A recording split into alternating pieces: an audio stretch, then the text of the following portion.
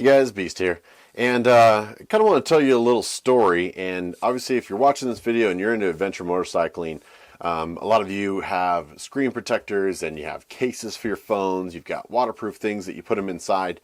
One of the phones I've had before my last LG is this Kyocera Torque. Now, this is a ruggedized smartphone. This thing survived several seasons in wildland fire.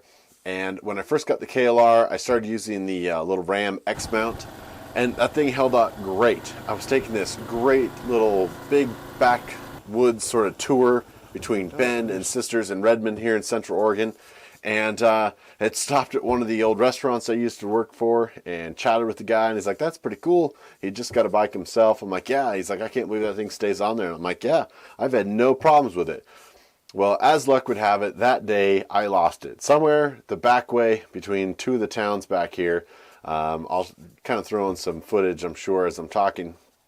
But I somewhere stopped, took a picture. Don't know what happened to the phone. If I didn't get it back in the X thing correctly, or maybe I just set it on the bike. I'm not really sure.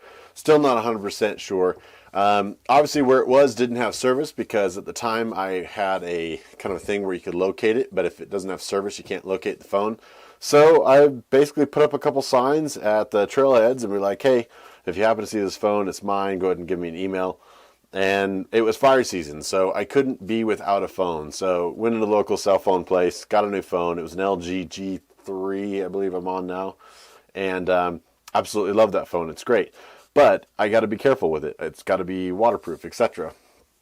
In a case, and it's a little inconvenient. So I know Everride likes his, I forgot what they call it. Samsung has like a coating that they put on their stuff that keeps it pretty waterproof. So if you get sprinkled on, it's not that big a deal. But this thing, while I was on the ship, it was about a year and a half later, my brother-in-law gets a text or an email, and he's like, "Hey, do you know this guy?" And he's like, "Yeah, that's my brother-in-law." He's like, "Well, I just found this phone out in the middle of nowhere." So for a year and a half, this thing sat outside.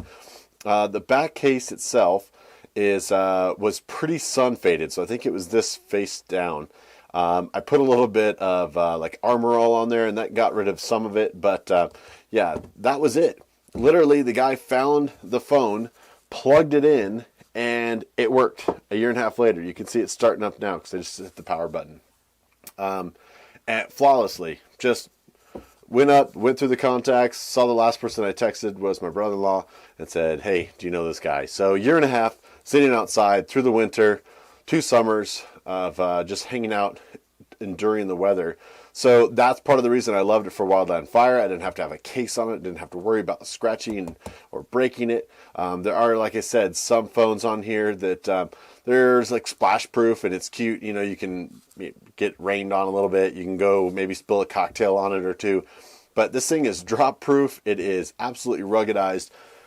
There was a couple issues. It wasn't the best smartphone, and I think they have a Torque XT that's still out. I think that fixed some of the issues with sort of the memory. You always had to like erase an app in order to put another app on there. It really didn't have a lot of space on it. However, that's not even the purpose of this video. If you guys are looking for a durable phone, I just saw they have it's like a Duraforce Pro or something coming out. But they're still making their ruggedized phones. And hands down, I would not hesitate to get one of these at all. These are definitely set up for like the Sprint's Nextel service, the kind of push to talk for construction guys and for businesses. But you obviously don't have to use that, and you can repurpose that button for something else if you want. And flawless, really. If you're into adventure motorcycles and you need a new phone, and you don't really need to be the coolest guy in the office that has the iPhone 7.5 and the whatever, and you just want a good sturdy phone that works and has all the same features, that runs Android and everything else, look into Kyocera Torque or one of their other ones. I'm really looking forward for their Duraforce. I may actually just give up the LG and go back to Kyocera. So, funny little story I thought I'd share with you guys, and hope you enjoyed it. This is Beast signing off with super rugged smartphones from Kyocera. Take care, guys.